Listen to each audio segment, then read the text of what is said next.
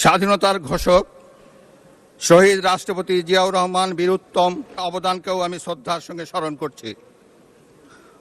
বাংলাদেশের 3 বারের নির্বাচিত সাবেক প্রধানমন্ত্রী ও বিএনপির সাবেক চেয়ারপারসন দেশনেত্রী বেগম খালেদা জিয়ার অবদানকে শ্রদ্ধার সঙ্গে স্মরণ করছি, যিনি দেশে সংসদীয় গণতন্ত্র প্রতিষ্ঠা করেছেন। গণতন্ত্র প্রতিষ্ঠার লড়াইয়ে প্রতিবার সামনের কাতারে থেকে আপোষহীন নেতৃত্ব দিয়েছেন। জনাব স্পিকার, বাংলাদেশের গণতন্ত্রের ইতিহাসে 2024 সালের জুলাই আগস্ট মাসে ছাত্র জনতার গণ অভ্যুত্থান একটি গুরুত্বপূর্ণ ঘটনা। কোটা সংস্কার আন্দোলন থেকে এক পর্যায়ে এটি ফ্যাসিবাদ বিরোধী আন্দোলনের রূপ নেয়।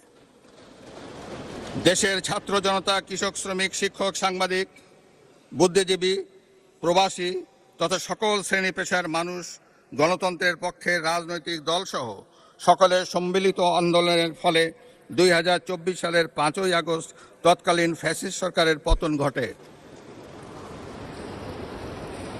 হাজারো শহীদের রক্তের উপর দিয়ে তাবেদার ও ফ্যাসিবাদ মুক্ত নতুন গণতান্ত্রিক বাংলাদেশের সূচনা হয়। আমি 2024 সালের জুলাই আগস্ট ছাত্র জনতার গণ অভ্যুত্থানে শহীদ ও আহতদের এবং দীর্ঘ 1.5 দশকের ফ্যাসিবাদী শাসন আমলে গুম, খুন, বিচার বহির্ভূত হত্যাকাণ্ড এবং ফ্যাসিবাদ বিরোধী আন্দোলনে নির্যাতন ও নিপীড়নের শিকার সাধারণ মানুষ ও রাজনৈতিক দলের সদস্যবৃন্দকে কৃতজ্ঞতার সঙ্গে স্মরণ করছি, যাদের অসামান্য ত্যাগের মাধ্যমে বাংলাদেশ ফ্যাসিবাদ মুক্ত হয়ে গণতন্ত্রের পথে যাত্রা শুরু করেছে। সকলকে জানাই আমার আন্তরিক শ্রদ্ধা। 2024 সালের গণ অভ্যুত্থানে সহস্রাধিক মানুষ শহীদ হয়েছেন। নারী, পুরুষ, শিশুসহ আহত ও পঙ্গু হয়েছেন কমপক্ষে 30,000 মানুষ। 5 শতাধিক মানুষ চোখ হারিয়ে অন্ধত্ব বরণ করেছেন। 1971 সালের স্বাধীনতা অর্জনের যুদ্ধ, 2024 সালের দেশ এবং জনগণের স্বাধীনতা রক্ষার যুদ্ধ সহ এ যাবৎকাল দেশের ইতিহাসের সকল গণতান্ত্রিক আন্দোলনের শহীদদের আকাঙ্ক্ষিত বাংলাদেশ প্রতিষ্ঠার লক্ষ্যে সরকার কার্যক্রম অব্যাহত রেখেছে।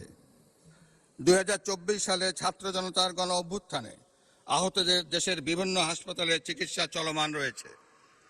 137 জন গুরুতর আহত জুলাই যোদ্ধাকে উন্নত চিকিৎসার জন্য বিদেশে পাঠানো হয়েছে। আহতদের 12,043টি স্বাস্থ্য কার্ড দেওয়া হয়েছে।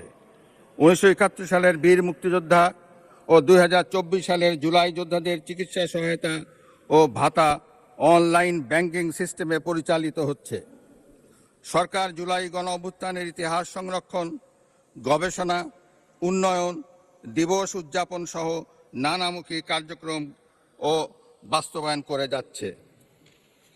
বিশ্ব শিশু দিবস ও শিশু অধিকার সপ্তাহ 2025 উদযাপন উপলক্ষে 2025 সালের 6ই অক্টোবর সরকার জুলাইয়ের গণ অভ্যুত্থানে শিশু শহীদদের 60টি পরিবারকে এককালীন 50,000 টাকা সমমূল্যের প্রাইজ বন্ড এবং সম্মাননা স্মারক প্রদান করেছে। ওসমানী উদ্যানে জুলাই স্মৃতিস্তম্ভ নির্মাণের উদ্যোগ গ্রহণ করা হয়েছে। জুলাই আগস্ট গণ অভ্যুত্থানে শহীদদের স্মরণে শহীদি মৃত্যুর নির্দিষ্ট স্থানে স্ট্রিট মেমোরি স্ট্যাম্প স্থাপনের উদ্যোগ গ্রহণ করা হয়েছে। শহীদদের কবর সংরক্ষণ করা হয়েছে। জুলাই শহীদদের স্মৃতি অম্লান রাখতে জুলাই অভ্যুত্থানের স্মৃতি জাদুঘর এবং 64টি জেলায় স্মৃতিস্তম্ভ স্থাপন করা হয়েছে। জাতীয়ভাবে 36 দিনব্যাপী জুলাই পুনর্জাগরণের অনুষ্ঠানমালা 2025 বাস্তবায়িত হয়েছে। জনাব স্পিকার, আজ এই মহান সংসদে আমি অন্তর্বর্তীকালীন সরকারের কার্যক্রম এবং বর্তমান সরকারের কার্যক্রম ও পরিকল্পনার সারসংক্ষেপ তুলে ধরছি। তবে বক্তব্যের বিস্তারিত সংসদ সদস্যদের সামনে লিখিতভাবে উপস্থাপিত হয়েছে। জনাব স্পিকার, বর্তমান বৈশ্বিক অর্থনীতি এবং অস্থিতিশীল সময় অতিক্রম করছে। বাংলাদেশের সামষ্টিক অর্থনৈতিক পরিস্থিতি 2023-24 অর্থ বছরের তুলনায় 2024-25 অর্থ বছরে অনেকটা স্থিতিশীল রয়েছে। রেমিটেন্স সহ আরও কয়েকটি সূচক ইতিবাচক ধারায় ফিরতে শুরু করেছে। 2025-26 অর্থ বছরে অর্থনৈতিক পরিস্থিতি আরও সুদৃঢ় হবে বলে সরকার আশা করে। একদিকে বিশ্বে যুদ্ধ পরিস্থিতি এবং অপর দিক থেকে মুদ্রাস্ফীতি, রাজস্ব জিডিপির নিম্নহার, এ ধরনের বিদ্যমান পরিস্থিতিতে দেশের অর্থনীতিতে নানা চ্যালেঞ্জ রয়েছে। পয়েন্ট টু পয়েন্ট মূল্যস্ফীতি 2025 সালের জানুয়ারি মাসে 9.94% থেকে হ্রাস পেয়ে 2026 সালের জানুয়ারি মাসে 8.58% দাঁড়িয়েছে। আশা করা যায় পরবর্তী মাসগুলোতে মূল্যস্ফীতি হ্রাসের ধারা অব্যাহত থাকবে। তৈরি পোশাক খাত থেকে গত এক বছরে 39.35 বিলিয়ন ইউএস ডলার অর্জিত হয়েছে। 2024-25 অর্থ বছরে রপ্তানি 8.60% বৃদ্ধি পেয়ে 48,300 মিলিয়ন ইউএস ডলারে দাঁড়িয়েছে। 2026 সালের 19 ফেব্রুয়ারি বৈদেশিক মুদ্রা রিজার্ভ দাঁড়িয়েছে 34.78 বিলিয়ন ইউএস ডলার।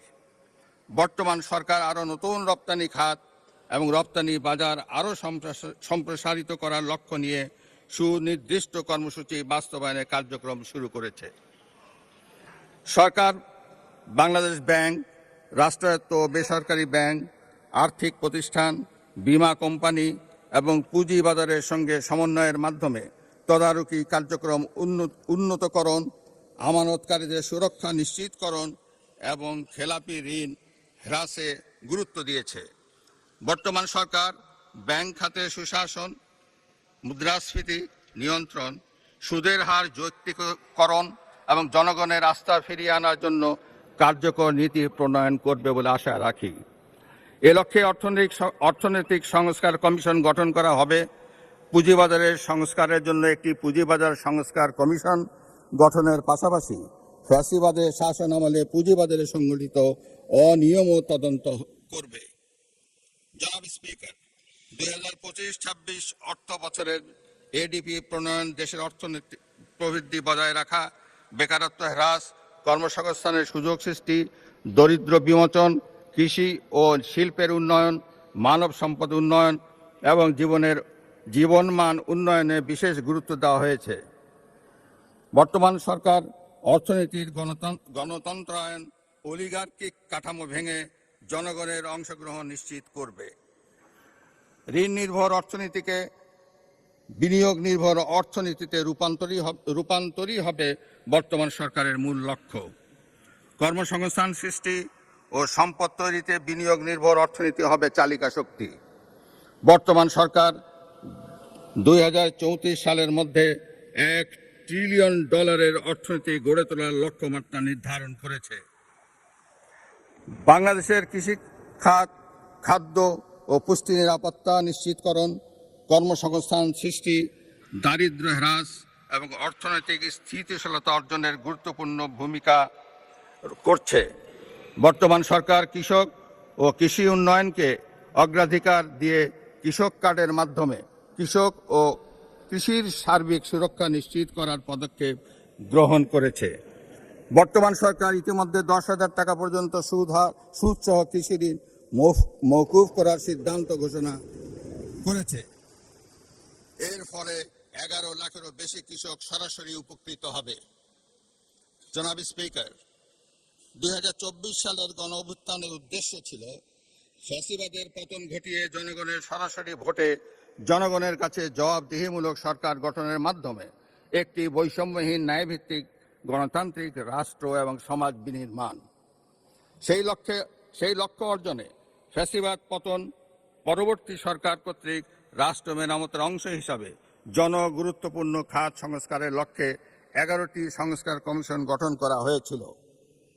বর্তমান সরকারও করব কাজ, গড়ব দেশ, সবার আগে বাংলাদেশ, এই স্লোগানকে উপযোগ্য করে দলীয় নির্বাচনে ইশতেহার ঘোষণা করেছিল। ইশতেহারে রাষ্ট্র ব্যবস্থার সংস্কারের গণতন্ত্র, জবাবদিহিতা ও সুশাসন এই 3টি বিষয়কে অগ্রাধিকার দেওয়া হয়েছে। তবে সরকারের সকল পরিকল্পনা বাস্তবায়নের জন্য প্রয়োজন কঠোর হস্তে দুর্নীতি নিয়ন্ত্রণ এবং আইন শৃঙ্খলা পরিস্থিতির উন্নয়ন। এই 2টি বিষয় নিয়ন্ত্রণে বর্তমান সরকার দৃঢ়ভাবে দৃঢ়তার সঙ্গে কাজ করছে। দেশে দুর্নীতি নিয়ন্ত্রণে বিএনপি সরকারের ট্র্যাক রেকর্ড রয়েছে। তৎকালীন আওয়ামী লীগ সরকারের বাংলাদেশকে দুর্নীতিতে চ্যাম্পিয়ন বানিয়ে 2001 সালের জুন মাসে ক্ষমতা থেকে বিদায় নিয়েছিল। 2001 সালের অক্টোবর মাসে পূর্ববর্তী সরকারের রেখে যাওয়া দুর্নীতিতে চ্যাম্পিয়ন বাংলাদেশের দায়িত্ব নিয়ে বেগম খালেদা জিয়ার নেতৃত্বাধীন সরকার দুর্নীতি দমনে কঠোর পদক্ষেপ গ্রহণ করে। এছাড়া দুর্নীতি প্রতিরোধের লক্ষ্যে দুর্নীতি দমন কমিশন আইন 2004 প্রণয়ন করে। এর ফলে বিশ্বে দুর্নীতিতে চ্যাম্পিয়ন হওয়ার কলঙ্ক থেকে বাংলাদেশ মুক্তি পায়। 2006 সালের অক্টোবর মাসে বিএনপি যখন রাষ্ট্র ক্ষমতা থেকে বিদায় নেয়, তার অনেক আগেই বিশ্বে দুর্নীতিতে চ্যাম্পিয়নের কলঙ্ক থেকে মুক্ত হয়ে বাংলাদেশ এশিয়ার ইমার্জিং টাইগার হিসাবে স্বীকৃতি পায়। এবারও দুর্নীতি দমন এবং আইন শৃঙ্খলা নিয়ন্ত্রণই হবে বর্তমান সরকারের প্রথম এবং প্রধান অগ্রাধিকার। জনাব স্পিকার, দেশের অর্ধেকেরও বেশি নারী শক্তিকে রাষ্ট্র রাজনীতির মূলধারার বাইরে রেখে স্বনির্ভর বাংলাদেশ গড়ে তোলা সম্ভব নয়। নারীর অর্থনৈতিক ক্ষমতায়ন নিশ্চিত করতে বর্তমান সরকার নানামুখী পদক্ষেপ গ্রহণ করেছে। এরই অংশ হিসাবে বর্তমান সরকার দেশের প্রতিটি পরিবারে নারী প্রধানের নামে ফ্যামিলি কার্ড ইস্যু করার কার্যক্রম চালু করেছে। প্রতিটি পরিবারে নারী প্রধানের নামে ফ্যামিলি কার্ড ইস্যু হলেও প্রথম পর্যায়ে প্রান্তিক ও নিম্ন আয়ের পরিবারগুলোকে আত্মনির্ভরশীল হতে ফ্যামিলি কার্ডের মাধ্যমে নগদ 2,500 টাকা কিংবা সমপরিমাণ প্রয়োজনীয় খাদ্য সহায়তা দেওয়া হবে।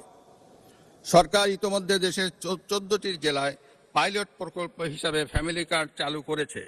সহায়তার পরিমাণের চেয়েও এই ফ্যামিলি কার্ডকে সরকার নারীর অর্থনৈতিক ক্ষমতায়নের প্রতীক হিসাবে বিবেচনা করছে। সরকার দেশের দুর্যোগ ব্যবস্থাপনা পদ্ধতিকে শক্তিশালী করার লক্ষ্যে সংস্কার সহ বিভিন্ন কর্মসূচি বাস্তবায়ন করছে, যা সার্বিক ঝুঁকি হ্রাস ব্যবস্থাপনা উত্তরণে সহায়তা করছে। উক্ত কার্যক্রমগুলোর মধ্যে রয়েছে গ্রামীণ রাস্তায় 15 মিটার দৈর্ঘ্য পর্যন্ত সেতু, কালভার্ট নির্মাণ, বন্যা আশ্রয় কেন্দ্র ও বহুমুখী ঘূর্ণিঝড় আশ্রয় কেন্দ্র নির্মাণ, অতি দরিদ্রদের জন্য কর্মসৃজন কর্মসূচি, হেরিংবন্ড রাস্তা নির্মাণ, বহুমুখী উদ্ধার ও অনুসন্ধান কাজের জন্য যন্ত্রপাতি, নৌযান সংগ্রহ, পরিচালনা ও রক্ষণাবেক্ষণ, টিআর, কাবিটা, সিপিপি কর্মসূচি এবং শরণার্থী বিষয়ে কার্যক্রম হাতে নিয়েছে। সরকার দরিদ্র বিমোচন, সামাজিক সুরক্ষা ও অন্তর্ভুক্তিমূলক উন্নয়নের উপর বিশেষ গুরুত্ব দিয়ে আসছে। দেশের প্রতিবন্ধী ব্যক্তি, বয়স্ক, বিধবা, স্বামী নিগৃহীতা, নারী, দুস্থ ও অসহায় জনগোষ্ঠীর জন্য সামাজিক নিরাপত্তা, মানব সম্পদ উন্নয়ন ও পুনর্বাসনমূলক কার্যক্রমের আওতায় 1,30,00,000-এরও বেশি মানুষ উপকৃত হচ্ছেন। বর্তমান সরকার বিশেষ চাহিদা সম্পন্ন জনগোষ্ঠীর কল্যাণ নিশ্চিত করতে বিশেষায়িত স্বাস্থ্যসেবা ইউনিট ও স্কুল প্রতিষ্ঠা, কারিগরি শিক্ষায় স্কলারশিপ প্রদান করবে। তাদের সেবা নিশ্চিত করতে স্বতন্ত্র অধিদপ্তর গঠন করা হবে। জনাব স্পিকার, সাবেক প্রধানমন্ত্রী মরহুমা বেগম খালেদা জিয়া সরকারের সময় মেয়েদের অবৈতনিক শিক্ষা চালু করা হয়েছিল।